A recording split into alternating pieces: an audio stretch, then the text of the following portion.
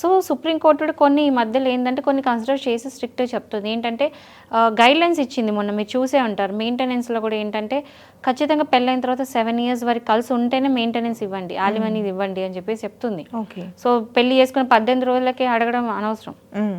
ఎవరు ఇస్తారండి 18 రోజుల పెళ్ళికి? ఎందుకు ఇవ్వాలి? వీళ్ళు సంపాదించుకుంది అంతా పెట్టింది వచ్చిన అమ్మాయికి ఇవ్వడానిక? ఒక అమ్మాయి అయితే 8 పెళ్ళిళ్ళు చేసుకుందంట.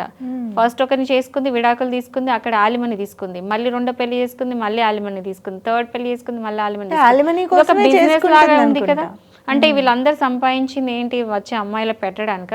ఈవెన్ కోర్టు ఇది కూడా చెప్పింది, ఒకవేళ కనుక ఎవరైనా మెయింటెనెన్స్ కనుక వేస్తే అబ్బాయి కూడా ఖర్చులు ఉంటాయి, హస్బెండ్ కూడా ఖర్చులు ఉంటాయి. సో వైఫ్ అడిగినంత మాత్రం హాఫ్ ఇవ్వాల్సిన పని లేదు. ఎందుకంటే వైఫ్ అంటే హాఫ్ ఇస్తే ఇంకా అతను ఎట్లా బతకాలి? వాళ్ళ పేరెంట్స్, పిల్లలు, వాళ్ళ బ్రదర్స్, వాళ్ళ సిస్టర్స్ ఎంతో మంది అతని మీద డిపెండ్ అయి ఉంటారు.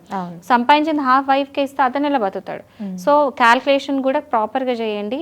ఆమె అడిగినంత ఇవ్వాల్సిన పని లేదు. ఆమె స్టాండర్డ్ ఆఫ్ లివింగ్కి ఎంత ఫుడ్, షెల్టర్ అండ్ క్లోతింగ్కి ఎంత అవసరం, బేసిక్ నీడ్స్కి ఎంత ఇవ్వాలి అంత ఇవ్వాలి. అండ్ కలిసి ఉన్నప్పుడు ఎలా బతికింది దాని తగ్గట్టు ఇవ్వండి అంతే. అంతకుమించి ఇంకా ఆమె క్వాలిఫై ఉండి ఆల్రెడీ జాబ్ చేస్తుండి వెల్ క్వాలిఫై అయ్యండి, జాబ్ చేయకుండా ఇంట్లో కూర్చుంటా కూడా ఇవ్వకూడదు.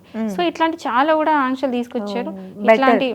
ఇలాంటి పెట్టారు కాబట్టి దాన్ని క్యాలిక్యులేట్ చేసుకొని ఫ్యామిలీ కోర్ట్స్లో జడ్జెస్ ఎవరైనా ఉన్నా దాన్ని బట్టే క్యాలిక్యులేట్ చేసి ఆర్డర్స్ అనేది ఇవ్వాలి.